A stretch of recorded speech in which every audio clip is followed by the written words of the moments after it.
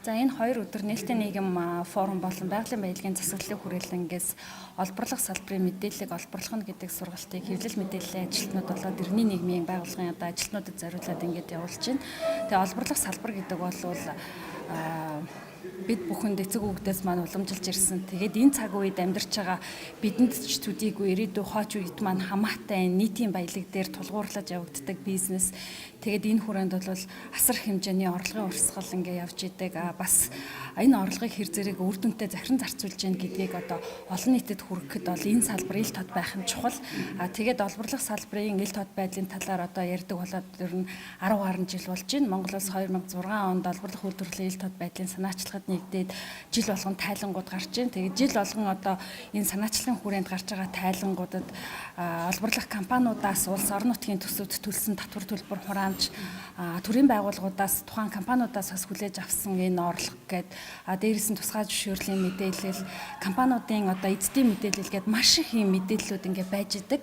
Хоёрдугаарт энэ тайланг бэлтгэн гаргах гэж одоо төрийн маш олон байгууллагууд компаниуд хүртэл ингээд маш их хүч хөдөлмөр цаг хугацаа зарцуулж ингэж ажилладаг. Тэгээд энэ их мэдээллийг агуулсан том тайлангуудыг жил болгон гаргаж байгаа боловч тэр мэдээллийг нөгөө бид эргээд яаж хэрэгжилж байгаа вэ гэдэг асуудал их анхаарал татж байгаа. Тийм болохоор зэрэг тэр тайланд байгаа болон ер нь бусад төрийн байгууллагуудын одоо мэдлэлд байгаа тэр энэ салбарын талаар асар их олон энэ мэдээллүүдийг тооны цадах утга агуулгыг бид нэр яаж ингэж олон нийтэд ойлгомжтойгоор хүргэх вэ? Тусгай зөвшөөрлийн мэдээлэл, эзэдийн мэдээлэл, энэ орлогын урсгалын мэдээллүүдийг хаанаас ирж хайхын, их сурвалжууд нь юу байгаа юм, тэрэнд яаж дүн шинжилгээ хийх юм гэсэн ийм ерөнхийдөө бол мэдээлэл дүн шинжилгээ анализ хийх аргачлалын ийм сургалтыг явуулж байгаа. Тэр Монголын эдийн засаг бол уул уурхайтай суурилсан эдийн засаг. Манай экспортын 90% гэдэг нь төсвийн орлогын 30 гаруй хувь олборлох салбар гэж ярьдаг газрын төс уул уурхайн салбараас хамааралтай юм эдийн засаг. Тэгэхээр энэтэй холбоотой сэдв бол хэвлэл мэдээллийг эзлээ гарч байгаа мэдээлэл ер нь нэлээд их том хувийн эзэлдэг хамгийн халуун сэдвүүдийн нэг шүү дээ. Тэгэхдээ энд нэг дутагдaltaй байдаг юм гэвэл тоо баримт энэ олборлох салбартай холбоотой тэр компани тийм зэн зэмждэг тийм цаад энэ одоо нөгөө жинхэнэ эзэд ийм хүмүүс байдаг ийм татвар төлбөр хураамж төлдөг ингэж орон нутагтай төсөвтэй харьцдаг гэдэг энэ мэдээлэл тоо баримт судалгаа их овор байдаг. Гэтэл энэ их сурвалжууд бол энэ ил тод байдлын санаачлагын хүрээнд 2006 оноос хойш олон удаагийн тайлан гараад компанид ус үрээр засгийн газрын түвшинд тайлангууд гарсан маш их хэмжээний тоо мэдээлэл байдаг. Тийм тоо мэдээллийг олж авч ашиглаж боловсруулж дүн шинжилгээ хийх энэ чадварыг эзэмшүүлэх зорилгоор сэтгүүлчдийн сургалт хийж байгаа ач холбогдол нь хаалгаж байна. Бид өнөөдөр амьдарч байгаа энэ цаг үеийг мэдээллийн зуун гэж ярьдаг. Тэгэхээр сүүлийн үед мэдээллийн технологи бидний амьдралд маш гүнзгий нэвтрээд нөгөө талаас нийгмийн ил тод байдал нэмэгдээд ингээд маш их мэдээлэлтэй болсон байна л да. Түүний нэг жишээ бол уул уурхай мэдээлэл.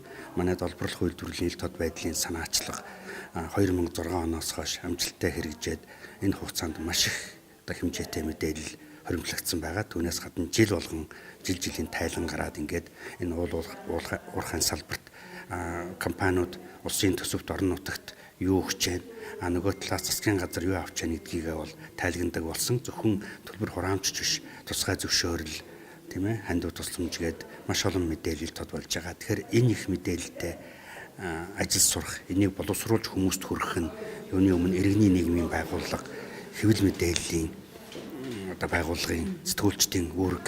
Энэ хоёрт бол өөр мэрэгжлийн онцлог байдаг ч гэсэн аль нь нийгмийн сайн сайхны төлөө энэ мэдээллийг ил тод болгож хяналтын иргэдийн оролцооны арга хэрэгсэл болгохын тулд одоо янз бүрийн өөрсдийнх арга барилаар ажилладаг ийм хүмүүс. Тэгээд мэдээлэлтэй ажиллана гэдэг энэ бол үнэхээр одоо бид нэг ясандаа дахин нэг тийм бичиг үсэг эзэмшиж байгаатай адилхан тийм чухал зүйл. Тэр тусмаа тэр миний түрүүний хэлсэн тэр зорилтыг одоо тавьж байгаа төрийн бус байгууллагын төлөөлөл, хэвлэл мэдээллийн хэрэгслийн сэтгүүлчид энтерт бол маш чухал. Тэгээ бид нэр энэ сургалтын хугацаанд ер нь ямар арга зүй байх вэ? Энэ их мэдээллийг яаж боловсруулах вэ? Хаа нэгтээ хэн нэгэнд байгаа гэдэг нь тодорхой. Тэр нь харамсалтай нь одоо санаатай санаагүйч гэдэг юм уу хаалттай байдаг. Тэрийг ил тод болгож чаддаггүй, хүмүүст ойлгоход төвөгтэй байдаг. Энэ бүх юмыг нийгэмд ил тод болгож цаашдаа иргэдийн зүгээс хяналт тавих тэр уул уурхайн шийдвэр гаргах үйл явцад оролцох юм хэрэгсэл болох арга зүйн талаар л бид нэр 2 өдөр одоо хичээл зааж танилцуулга хийж ярилцлаа да. Намайг Отгонбаяр гэдэг сэтгүүл зүйн салбарт 27 жил ажилласан. Онон улс голынхан гэдэг хөдөлгөөн онон голын сав газар, улс голын сав газрыг хариуцж иргэний байгууллагын төлөөллөөр бид бас иргэний хяналтыг тавьж тэнд уул уурхай ашигт малтмалын бусд төрлүүд дээр ажилдаг нөхөн сэргээлтийг яаж хийж вэ? Ашиглалт ямар байна, орон нутагт юу орж байна гэдэг ийм чиглэлүүдээр хяналтыг тавьж ажиллаж байна. Өнөөдрийн сургалт энэ удаагийн сургалтаар бол нээлттэй нийгэм форум иргэний байгууллагууд болоо сэтгүүлчдэд их өгөөжтэй санаа ууштай ерөн цаашдаа олборлох үйлдвэрлэлийн ил тод байдлын санаачлагын тайлан ашиглах болоод тэрэн дээрээс анализ дүгнэлтүүдийг хийх, өшөөл авшруулж судлах, эрен сурвалжлах сэтгүүл зүйн чиглэлээр ч одоо ажиллахад бас илүү үр дүнтэй сургамжтай юм сургалт боллоо. Тэ. Би бас авилгын эсрэг сэтгүүлчдийн клубыг 2007 оноос хойш толгойлоод ингээд бас аваад явж идэг.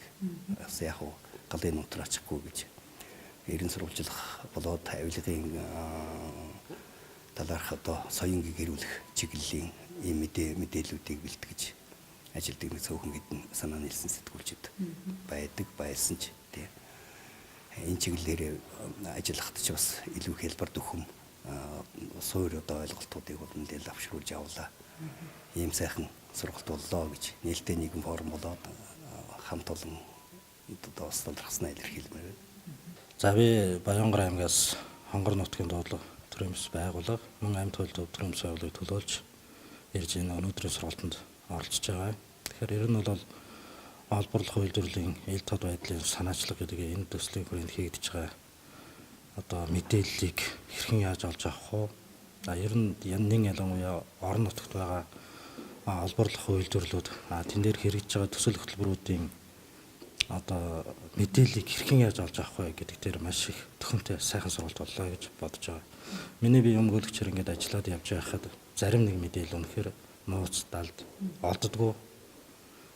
Маш олон мэдээллийн сувгуудаас тухайн мэдээллийг хэрхэн яаж олж авах тал дээр бас тодорхой хэмжээний саад бэрхшээл толгордог байсан. Тэгэхээр өнөөдрийн энэ сургалтаараа бол бас энэ саад бэрхшээлээс бас арай багасгах гарын дорох хялбар одоо Excel програм ч гэдэг юм уу. Эсвэл мэдээллийн бусад баазуудаас яаж мэдээлэл олж авах вэ? Тэр дотор нь тэр тухайн одоо хариуцлагагүй хандж байгаа эсвэл аливаа зүйлд итгэх санаачлах муутай оролцож байгаа энэ олборлох үйлдвэрлэлийн орон нутагт ажиллаж байгаа компаниудын одоо мэдээллийг хэрхэн яаж олж авах вэ? Ястаа нэг нууц эзэн хинбэ гэдэг талаар ч бас хэрхэн яаж мэдээлж олж авах вэ гэдгийг бас мэдэх тийм боломж нь байдаг юм байна гэдгийг бас мэдэж авлаа. Тэгэхээр энэ сургалтыг одоо сэтгүүлчдэд болон иргэний нийгмийн төлөөлөлд өгж байгаа нээлттэй нийгэм форумын хамт олон за мөн олборлох үйлдвэрлэлийн ил тод байдлын санаачлаг төсөөллийнхэнд бас их баярлаж талархснаа илэрхийлж байна. Мэдээлэл бүхий иргэд мэдээллийг олж авч хэрхэн хялбар олж авснараа өнөөдөр тухайн нийгмийг, тухайн орон нутагт байгаа далд болохгүй байгаа, итгэлгүй байгаа, үнэмшилгүй байгаа, хариуцлагагүй байгаа энэ бүхнийг бас даван туулах, багасгах үүнд бол маш төхөм болох байхаа гэж найдаж байна.